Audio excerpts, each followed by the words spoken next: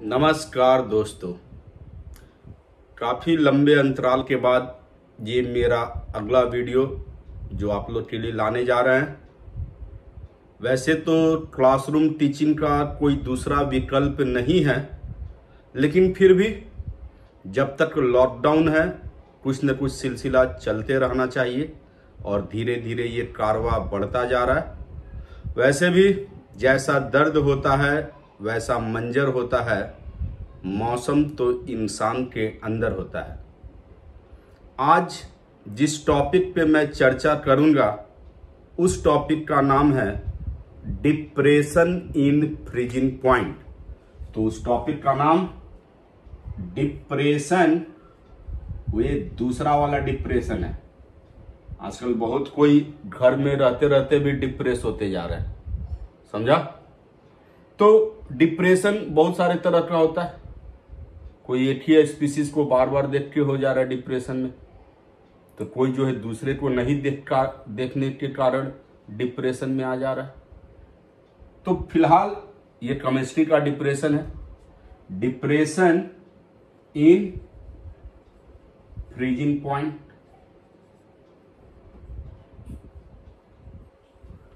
Freezing point किसको बोलते हैं? फ्रीजिंग पॉइंट वो टेम्परेचर है, फ्रीजिंग पॉइंट वो टेम्परेचर है जिसमें vapour pressure of the liquid becomes equal to vapour pressure of solid. मतलब क्या हुआ? मतलब हुआ कि जब आप फ्रीजर में शीशे का बोतल में पानी को रख दीजिएगा, जैसे जैसे समय बीतता जाएगा पानी ठंडा और बहुत ठंडा होते जाएगा, टेम्परेचर घटते जाएगा और धीरे धीरे धीरे धीरे वो पानी जो है इस टेम्परेचर के बाद बर्फ में बदल जाएगा। यानी अभी तक ये पानी है, सॉल्वेंट है, और यहाँ के बाद जो है ये सॉलिड में बदल गया। तो वो टेम्परेचर जब vapour pressure of the liquid vapour pressure of the solid के बराबर हो जाए, that one is known as freezing point. तो ऐसे वाटर का 0 डिग्री सेल्सियस होता है। ध्यान देना कि पानी में जब नमक डालते हैं, नमक नॉन वोलाटाइल कंपोनेंट होता है। नॉन वोलाटाइल मतलब हीट देने पे वो न उड़े, वो न गायब हो, यानी जान जाए पर वो न जाए। तो उस पानी में नमक को डाले तो वो सॉल्यूशन बन गया, और इस सॉल्यूशन का बॉइलिंग पॉइंट बढ़ जाता है, इसलिए word elevation in boiling point होता है। लेकिन फ्रीजिंग पॉइंट घट जाता है, इसीलिए नाम आता है डिप्रेशन इन फ्रीजिंग पॉइंट। तो अब उस पानी में देश का नमक डाल देंगे। आजकल देश में एक ही नमक चल रहा है, टाटा सॉल्ट। क्यों? रीजन सब जान रहे हैं। तो उस पानी में नमक डाल दिए तो जो पानी 0 डिग्री सेल्सियस पे फ्रीज होता था वो अब उससे भी घट जाएगा, यानी यहां के बाद होगा। इसको बोलते हैं TF, freezing point of solution, और ये था T0F, freezing point of pure solvent. So this one is solution containing non volatile component. देखिएगा, हर बार समर वैकेशन में हम हमेशा स्विट्जरलैंड जाते हैं। एक तो अपना गांव जाते हैं, क्या नाम है गांव का? तू बैठा हम आवतानी। और दूसरा हम जाते हैं स्विट्जरलैंड में। स्विट्जरलैंड इसलिए जाते हैं क्योंकि गर्मी यहां रहता है। इस बार नहीं जा रहे, रीजन तो आप जान ही रहे, लेकिन हर बार जाते हैं। तो वहां पे मेरा बहुत सुंदर सा एक घर है, उस घर का नाम रख दिए हैं स्वीट होम। इस घर का खासियत क्या है कि यहां पे आप हर सीजन का आनंद ले सकते हैं। मतलब रेनी सीजन में यदि आप वहां जाएंगे, वहां पे सोए रहेंगे, तो टिप टिप बरसे पानी, बारिश का हर बूंद आपको छूता रहेगा। यदि आप समर टाइम में जाएंगे तो ये हमारा सन है, सूर्य। अब ये उतना स्मार्ट नहीं है क्योंकि हेयर नहीं है, फिलहाल इसको स्मार्ट बनाते हैं। ये हेयर लगा दिए और इसका लाइट जो है सीधा सीधी फोकस करता है। You can see the path of the light and that one is known as Tyndall effect. ऐसा लाइट वहीं मिलेगा कहां? स्विट्जरलैंड में, मेरे घर में। इसके पहले ये लाइट जब लॉर्ड कृष्णा जेल में जन्म लिए थे उस समय ये फोकस हुआ था, जिसको हम लोग टिंडल इफेक्ट बोलते हैं। और यहां पे मेरा गैरेज भी है जिसमें मेरा मर्सिडीज, क्या नाम है मर्सिडीज का, हमार रखे हुए हैं।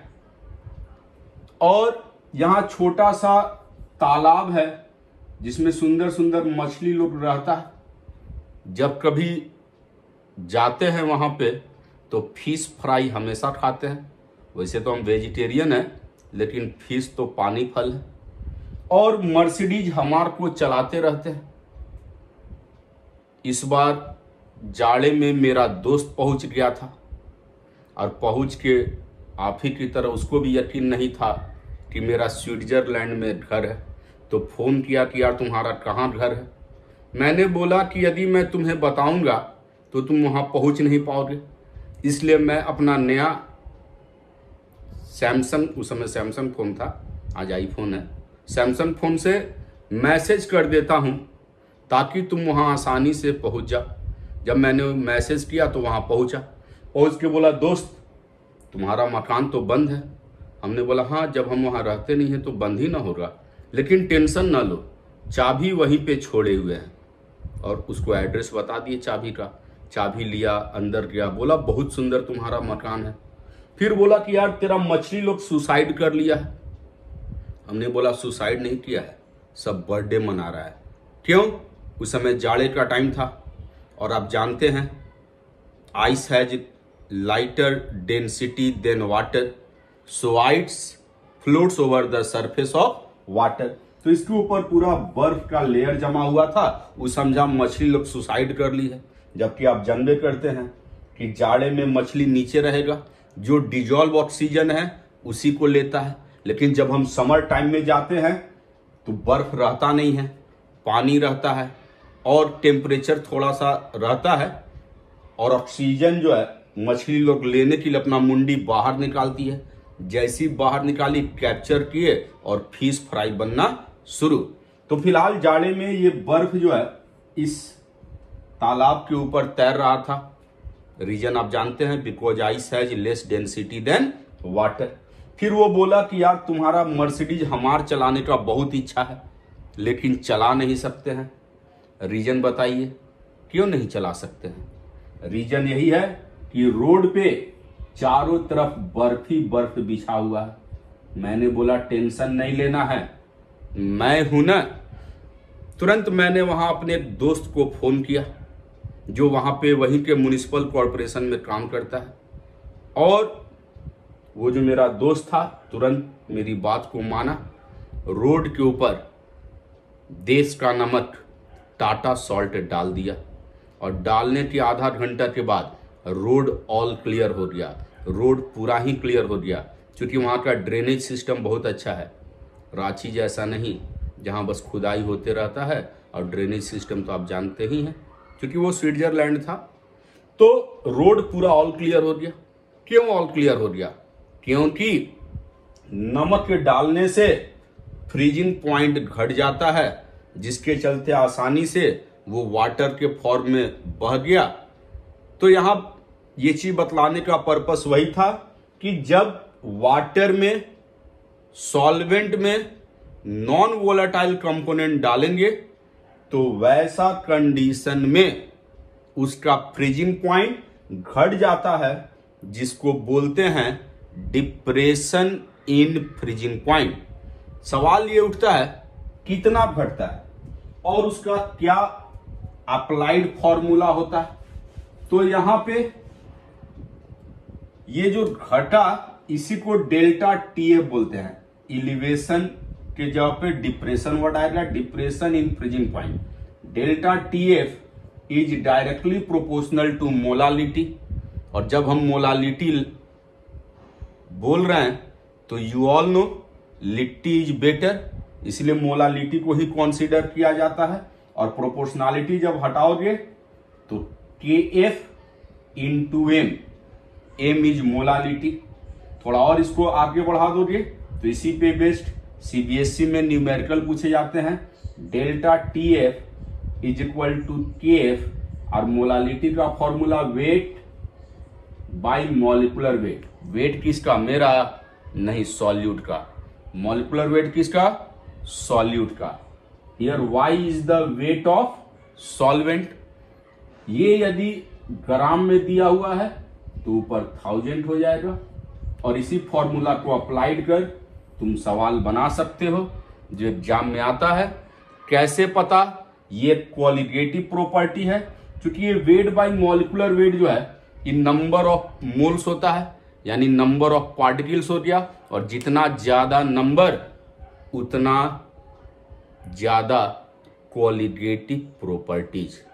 तो ये छोटा सा टॉपिक का नाम डिप्रेशन इन फ्रीजिंग पॉइंट। धन्यवाद, फिर मिलेंगे।